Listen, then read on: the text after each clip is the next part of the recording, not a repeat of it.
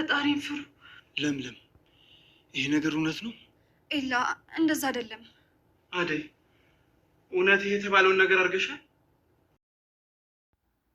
ዛሬ እንግዲህ ፍቅር እና ጓደኛዋ በድብቅ ወደ ኤላ ቤት ገብተው አልጋውን እየፈተሹ የተደበቀ ነገር እየፈለጉ ነበር እና ያገኛቸው ያው ኤላ ምን ታደርጋላችሁ እናንተ ሌቦች? ምን እያደረጋችሁ ነው?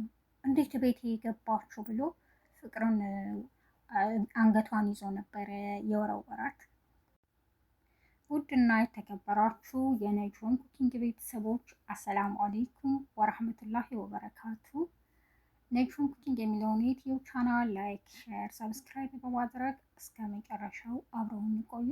ዛሬ ይዤላችሁ የመጣሁት ክፍል 31 የአደይ ተከታታይ ድራማ ነው። ለምለምና አደይ ቁጭ ብለው እያወሩ ነበረ። የሚያወሩት ሀብሉን በቃ እኔ ጋር ስለሆነ ኤላ እኔ ጋር እንደሆነ ነው ማስበው እያለች ነበረ። አጋጣሚ ሆኖ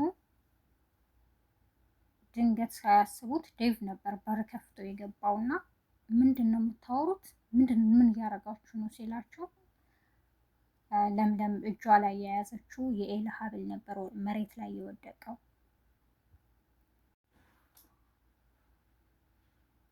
ዴቭ ደግሞ የወደቀውን ሀብል አነሳና ይሄ ሀብል እናንተ ጋር ምን ሊያደርግ መጣ? እንዴት? ወደ አደይ ዘወር ብሎ ስለዚህ ሀብል ምን የማውቀው ጉዳይ የለም አላልሽም ነበር እንዴው በማለት ጠይቃት እና ፍቅር በር ከፍታ ገባች። ፍቅር በምትመጣ ሰዓት በቃ እንደ እብድ አደረጋት የሌባ አይነ ደረቅ እና ፍቅር በምትጮህ ሰዓት ለምለም እንዴ ሌባዋ አንቺ ነሽ፣ በአንቺ ምክንያት እቺ ሚስኪን አደይ መጎዳት የለባትም፣ ይህን ሁሉ ሴራ ያደረግሽው አንቺ ነሽ አለቻት። ፍቅር አሁንም ማስመሰሏን ቀጥላለች። እኔ ምንም ያደረግኩት ነገር የለም፣ አደይና ለምለም ናቸው። አደይና ለምለም ቤታችን ሲመጡ ሰላም ጠፋ፣ እነሱ የገቡት በቃ ለተንኮል ነው ቤታችን የመጣችሁ፣ በተለይ አደይን ቀጥላለች። ፍቅርም ራሷን እንደ ጻድቅ እየቆጠረች ነው። እኔ በተናገርኩ ቁጥር እንደ ክፋት እየቆጠራችሁት ነው፣ ለምንድን ነው እያለች ነው። ቤታችን ሰላም ያጣው እኮ አደይ ከመጣች ነው። ለምን አይናችሁን አትገልጡም? አደይና ለምለም እኮ ቤታችንን እያዘረፉት ነው እያለች ዘራፍ እያለች ነው። የሌባ ይደረቅ። ንጉስ እና ዳይመንድ እኮ እነሱን እየተባበሯቸው ነው እንዴ፣ ያው መንገድ ላይ እኮ ጠብቀው ሊደበድቡን ነበር ትላለች። የራሷን ሴራ ማለት ነው ፍቅር። በዚህ በጭቅጭቅ መሀል ኤላ መጣ። ቆይ ምን ተፈጠረ ሲላቸው ኤላ እንዴ ሀብልህን እኮ የወሰዱት ለምለምና አደይ ናቸው አለች። ዴቭ ወደ ሊዲያ ዞረና ሊዲያ አላት፣ ምን ውሸት አለው አንቺ አታወሪም? ዝጋታም ሀብሏንች ጋር አይደል እንደ ያለው እያለች ነው ሊዲያ። የፍቅር የሌባ ተባባሪ ናት። ዴቭ ደግሞ ሚስኪን ቆይ ስለ ሀብሉ አሁንም ትከራከራላችሁ እንዴ? ያው ዋናው ሀብሉ መገኘቱ ነው ብሎ በእጁ የያዘውን ሀብል ወደ ኤላ ነበር የሰጠው። ኤላም ሀብሉን ከተቀበለ በኋላ በቁጣ ነበር ትቷቸው የወጣው። እነዚህ ተንኮለኞች ግን ፍቅርና ሊዲያ ኤላንና ለምለምን በቃ ለማለያየት የማይፈነቅሉት ድንጋይ የለም።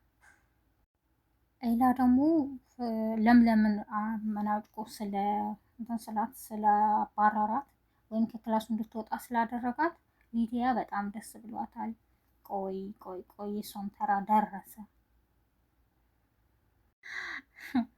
አዎ ተራዋ ደረሰ። አይገርምም? ኤላ ሊዲያንም ይህን ክላስ ለቀሽ ውጭልኝ አላት። ውጭልኝ በቃ ብቻዬን ነው መሆን የምፈልገው ተባለች። ኤላ ብቻውን እያወራ ነበርና እስካሁንም በቃ እየተጫወታችሁ ነበር ማለት ነው ይላል። ለምለም እና አደይ ዴቭ ሆነው ሳሎን ላይ ቁጭ ብለው በሚያወሩ ሰዓት ሊዲያ በጣች። ፍቅር የለች እኔ በቃ እዚህ ቤት መኖር አልችልም እያለች። ዴቭ ደግሞ ሊዲያ ስርዓትሽን ይዘሽ ተቀመጭ፣ እንደውም አንቺ ወደ ክላስሽ ግቢ፣ እዛው እናወራለን እያለት ነው። ኤላም ለምለም በጣም ልቧ ተሰብሯል። በቃ ትልቅ ጥፋት ነው ያጠፋሁት እያለ በመጸጸት ላይ ነው።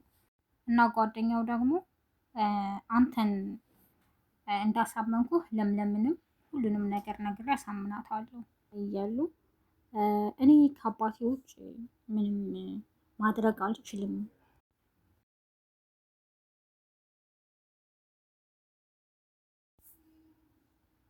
እኔ ከአባቴ ንግግሮች መውጣት አልችልም እና በቃ በጣም ግራ ተጋብቷል ኤላ።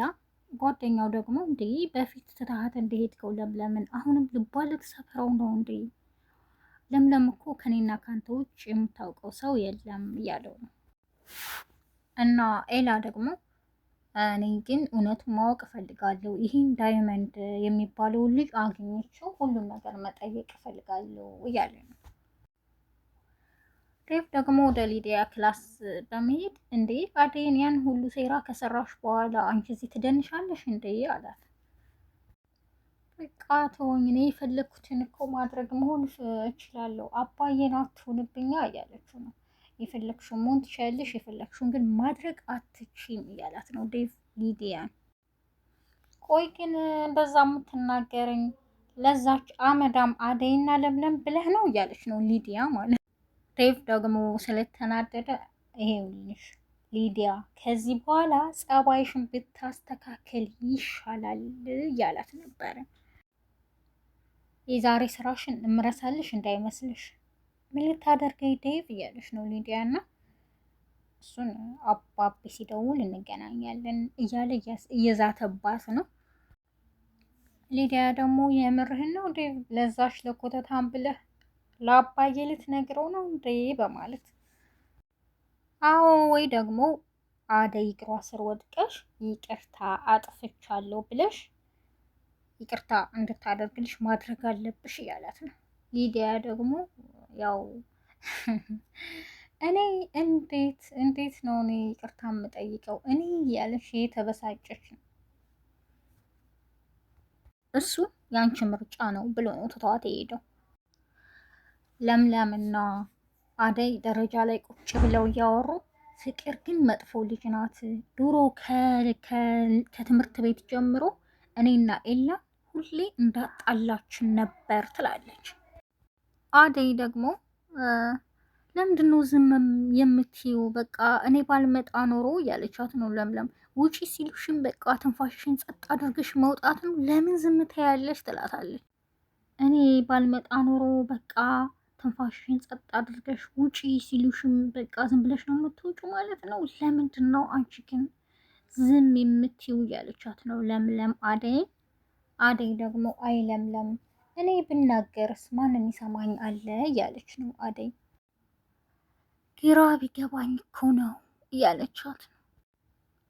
ዴቭ ደግሞ አደይ ነይ ካለ በኋላ ሊዲያን ይቅርታ ጠይቂ ነበር ያላት። ይቅርታ ስትጠይቅም አደይ ይቅርታ፣ አይ በዚህ መልኩ አይደለም እኮ ይቅርታ ጠይቂ ያልኩሽ፣ በስርዓት ነው።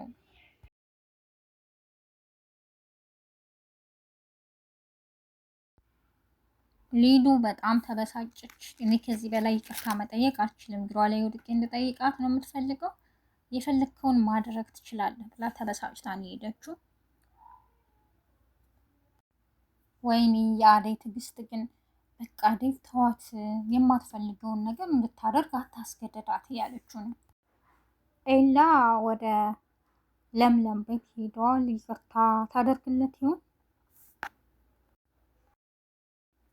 ያው አሁንም ዴቭ ለምለም ጋር ፊት ለፊቷ ቆሞ ይቅርታ ሌላት በሚያወራበት ሰዓት ፍቅር ምን አስባ ይሆን?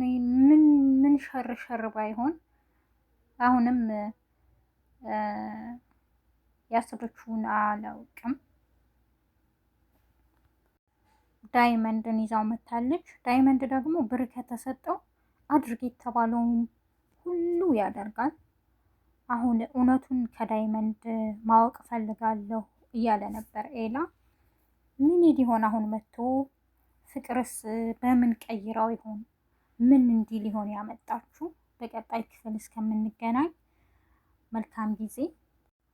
ላይክ፣ ሼር፣ ሰብስክራይብ እያደረጋችሁ የነጆም ኩኪንግን ይህን ቻናል አብራችሁኝ ስለቆያችሁ አመሰግናለሁ። በቀጣይ ክፍል እስከምንገናኝ ደህና ሁኑ።